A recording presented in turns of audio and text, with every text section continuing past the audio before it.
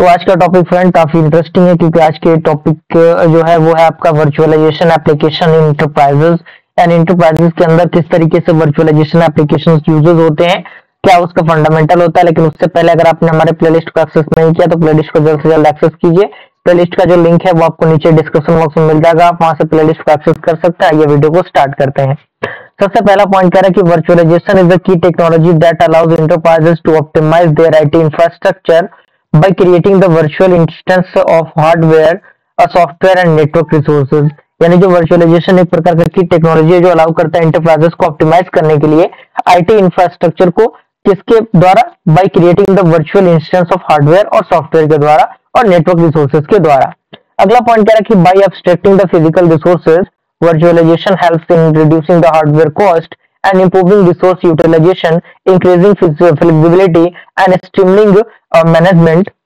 यानी जो एब्स्ट्रैक्ट आपका फिजिकल रिसोर्सेस होता है, वर्चुअलाइजेशन जो होता है वो रिड्यूस करता है हार्डवेयर कॉस्ट को, इंप्रूव करता है रिसोर्सेज यूटिलाइजेशन को, इंक्रीज करता है फ्लेक्सिबिलिटी को, स्ट्रीमलाइनिंग मैनेजमेंट को। और यहाँ पे कुछ below are the primary application है जो कि वर्चुअलाइजेशन इंटरप्राइजेस के अंदर यूज होती है। इसमें सबसे पहला आपका आता है सर्वर वर्चुअलाइजेशन। इसके अंदर पॉइंट कह रहा है कि server virtualisation is the process of partitioning a physical server into multiple virtual machines and each running its own operating system and applications. यानी जो सर्वर वर्चुअलाइजेशन एक प्रकार का प्रोसेस है जो पार्टीशन करता है एक फिजिकल सर्वर को एक मल्टीपल वर्चुअल मशीन के अकॉर्डिंग, और वो रन करता है उसके खुद के ऑपरेटिंग सिस्टम पे और उसके एप्लीकेशन पे। And this approach maximise the utilisation of server hardware and reduces the need of physical server. यानी ये जो अप्रोच है वो मैक्सिमाइज करता है यूटिलाइजेशन ऑफ सर्वर हार्डवेयर को और रिड्यूस करता है नीड ऑफ फिजिकल सर्वर को। अब बेनिफिट्स आता है सर्वर यूटिलाइजेशन की, बेनिफिट्स दिए गए हैं। रिसोर्स ऑप्टिमाइजेशन, इसके अंदर पॉइंट कह रहा है कि multiple virtual servers can run on a single physical server, leading to better utilization of computing power, memory and storage। यानी जो मल्टीपल वर्चुअल सर्वर्स हैं जो रन करते हैं एक सिंगल फिजिकल सर्वर पे, वो लीड करता है better utilisation of computing power को, मेमोरी को और स्टोरेज को। सेकंड बेनिफिट आपका आता है कॉस्ट रिडक्शन। इसका क्या कह रहा है कि fewer physical servers are required. यानी इसके अंदर कम से कम फिजिकल सर्वर की जरूरत पड़ती है जो रिड्यूस करता है हार्डवेयर को, पावर को, कूलिंग को और मेंटेनेंस कॉस्ट को। सेकंड आपका आता है स्केलेबिलिटी एंड फ्लेक्सिबिलिटी। इसके अंदर पॉइंट कह रहा है कि enterprises can quickly provision new virtual servers to meet the demand of growing workload. और लास्ट आपका आता है high availability and disaster recovery. इसके अंदर भी पॉइंट मेंशन किया गया। अब यहाँ पे यूज केसेस आते हैं कि इसका यूज केसेस कहाँ होता है बेसिकली सर्वर वर्चुअलाइजेशन का। तो hosting the multiple application on a single server, यानी मल्टीपल एप्लीकेशन को एक सिंगल सर्वर पे चलाना, उसके लिए इसके होस्टिंग के लिए इसका यूज किया जाता है। Running legacy software in isolated virtual machines for compatibility. और third is that testing and development environments where the multiple operating system configurations are required. Second आपका आता है डेस्कटॉप वर्चुअलाइजेशन। इसके अंदर पॉइंट कह रहा है कि desktop virtualisation allows businesses to run a desktop environment on centralized server and delivered them to user on demand। यानी जो डेस्कटॉप वर्चुअलाइजेशन है वो अलाउ करता है बिजनेस को रन करने के लिए डेस्कटॉप एनवायरनमेंट पे एक सेंट्रलाइज सर्वर के अकॉर्डिंग जो डिलीवर करता है यूजर को ऑन डिमांड के अकॉर्डिंग। और जो वर्चुअल डेस्कटॉप है वो स्टोर करता है एक डेटा सेंटर को जो the user can access it from any devices। जहां से जो यूजर है उनको किसी भी डिवाइस से एक्सेस कर सकता है, जैसे लाइक पीसी, टैबलेट और स्मार्टफोन। अब यहाँ पे बेनिफिट आता है डेस्कटॉप वर्चुअलाइजेशन के। सबसे पहला आपका आता है सेंट्रलाइज मैनेजमेंट, दूसरा आता है रिमोट एक्सेस, तीसरा आपका आता है इनहेंस सिक्योरिटी, चौथा आपका आता है कॉस्ट इफिशिएंसी। और इसके अंदर एक छोटे छोटे पॉइंट मेंशन किए गए, ऐसा नहीं कि आपको समझ में नहीं आएगा। अब यहाँ पे यूज केसेस है। यूज केसेस में सबसे पहला है providing the employees with access to virtual desktop from the various devices. यानी जो भी एम्प्लॉयज होते हैं उनको एक्सेस प्रोवाइड करता है जिससे कि वो वर्चुअल डेस्कटॉप के अकॉर्डिंग अलग अलग डिवाइसेस के अकॉर्डिंग चीजों को एक्सेस कर पाए। सेकंड आपका आता है supporting remote workforces by delivering desktop through the cloud. And third आपका आता है managing desktop environment in a corporate setting where standardised software configurations are needed. Okay, अब यहाँ पे तीसरा आपका आता है वो आता है स्टोरेज वर्चुअलाइजेशन। इसके अंदर पॉइंट कह रहा है कि storage virtualisation involves abstracting the physical storage resources into a virtualised storage pool. यानी जो स्टोरेज वर्चुअलाइजेशन होता है वो इन्वॉल्व करता है एब्स्ट्रैक्ट करने के लिए फिजिकल स्टोरेज रिसोर्सेज को एक वर्चुअलाइज्ड स्टोरेज पूल के अंदर। और ये क्या करता है, this allows administrators to manage and allocate storage from a central interface even if the physical storage devices are from different vendors and technologies. यानी ये अलाउ करता है एडमिनिस्ट्रेटर को मैनेज करने के लिए, एलोकेट करने के लिए स्टोरेज को फ्रॉम अ सेंट्रल इंटरफेस के अकॉर्डिंग, जब तक कि फिजिकल स्टोरेज डिवाइसेस जो है वो डिफरेंट ना हो वेंडर और टेक्नोलॉजी के अकॉर्डिंग। बेनिफिट्स की हम बात करें स्टोरेज वर्चुअलाइजेशन की, तो बेनिफिट में सबसे पहला आपका आता है सिंप्लीफाइड मैनेजमेंट, दूसरा आपका आता है इंप्रूव्ड परफॉर्मेंस एंड अवेलेबिलिटी, तीसरा आपका आता है बेटर यूटिलाइजेशन ऑफ स्टोरेज, और चौथा आपका आता है डेटा मोबिलिटी। और इसके अंदर एक एक पॉइंट जो है पॉइंट यहाँ पे मेंशन किए गए हैं। अब यूज केसेस आता है जो कि डेटा वर्चुअलाइजेशन की यूज केसेस है। सबसे पहला आपका आता है centralised storage across the multiple data centre, यानी सेंट्रलाइज्ड स्टोरेज का काम करता है मल्टीपल डेटा सेंटर के अकॉर्डिंग। दूसरा आता है enabling the easier backup and disaster recovery by abstracting the underlying physical storage, and तीसरा आपका आता है creating a scalable and flexible storage infrastructure that can quickly adjust to changing the demand।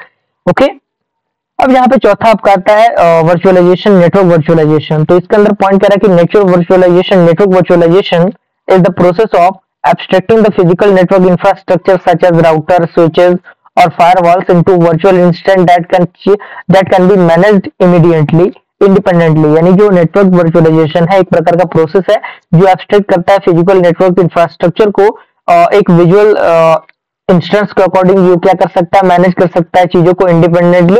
और network functions like load balancing, security and routing can be programmed and control centrally. ये चीजें centrally काम करती हैं। बेनिफिट्स की हम बात करें तो बेनिफिट सबसे पहला आपका आता है फ्लेक्सिबिलिटी एंड एलिजिबिलिटी, दूसरा आता है कॉस्ट इफिशिएंसी, तीसरा आता है इनहैंस सिक्योरिटी, और चौथा आपका आता है इंप्रूव्ड नेटवर्क इन परफॉर्मेंस। ओके, अब यूज केसेस है। यूज केसेस कहाँ इसका यूज होता है, तो सॉफ्टवेयर डिफाइंड नेटवर्किंग के अंदर यानी एसडीएन के अंदर, जहां पे जो नेटवर्क है प्रोग्रामेटिकली कंट्रोल और कॉन्फ़िगर्ड हो। दूसरा आता है creating isolated network segments from different departments और project to enhance security and performance, और तीसरा आता है virtual private networks like VPNs for secure access to enterprise resources. Okay, पांचवा आपका आता है एप्लीकेशन वर्चुअलाइजेशन। इसके अंदर जो पॉइंट है मेंशन किया गया कि application virtualisation abstract application from underlying operating systems allowing application to run independently of the operating system they are installed on. यानी जो एप्लीकेशन वर्चुअलाइजेशन है वो एब्स्ट्रैक्ट होता है एप्लीकेशन से from the underlying operating system के अकॉर्डिंग, जो allow करता है एप्लीकेशन को रन करने के लिए इंडिपेंडेंटली ऑफ ऑपरेटिंग सिस्टम से जो इंस्टॉल्ड होता है उसके अंदर।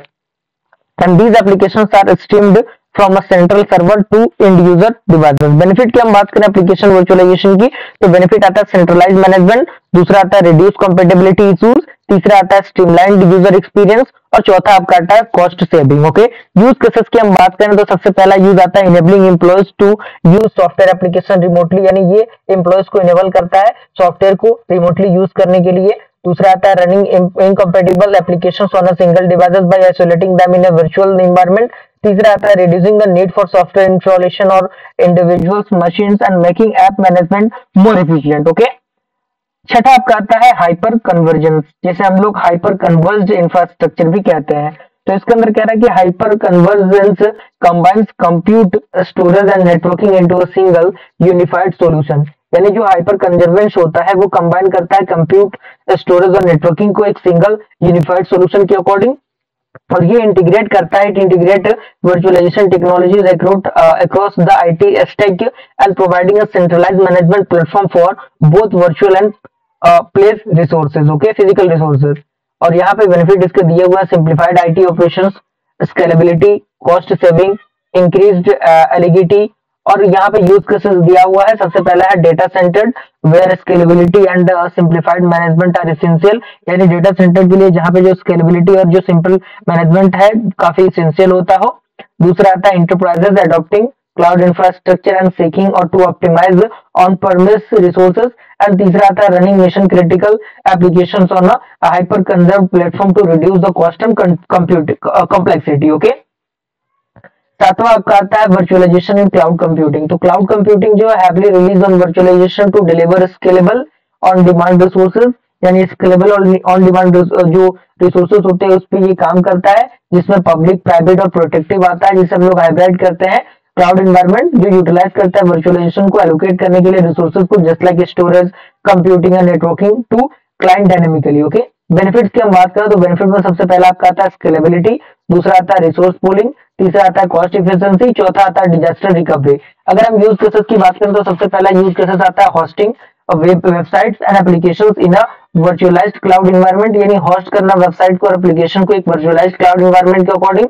दूसरा आता है running enterprise application on demand with flexibility scaling और फ्लेक्सिबल स्केलिंग, और तीसरा आता है enabling disaster recovery as a service like DRAS using the cloud based virtual machine. Okay, आठवां आपका आता है virtualization for testing and development. इसके अंदर कह रहा है कि virtualization provide isolated environments where developers can test software, assimilate various hardware configuration और test compatibility without risking production system। यानी जो वर्चुअलाइजेशन वो प्रोवाइड करता है एक आइसोलेटेड एनवायरनमेंट को, जहां पे जो डेवलपर्स हैं वो क्या कर सकते हैं, टेस्ट कर सकते हैं सॉफ्टवेयर को सिमुलेट करने के लिए अलग अलग हार्डवेयर कॉन्फ़िगरेशन के अकॉर्डिंग जो टेस्ट करता है कंपेटेबिलिटी बिना किसी रिस्क प्रोडक्शन सिस्टम के। और this is particularly valuable in software development, यानी ये पार्टिकुलरली वैल्यूएबल होता है सॉफ्टवेयर डेवलपमेंट के अंदर। बेनिफिट्स की हम बात करें तो सबसे पहला बेनिफिट आता है एनवायरनमेंट आइसोलेशन, दूसरा बेनिफिट आता है स्पीड एंड कॉस्ट इफिशिएंसी, तीसरा बेनिफिट आता है फास्ट डेवलपमेंट साइकिल। ओके, और यूज केसेस की हम बात करें तो यूज केसेस भी दिया हुआ है, creating the test environment to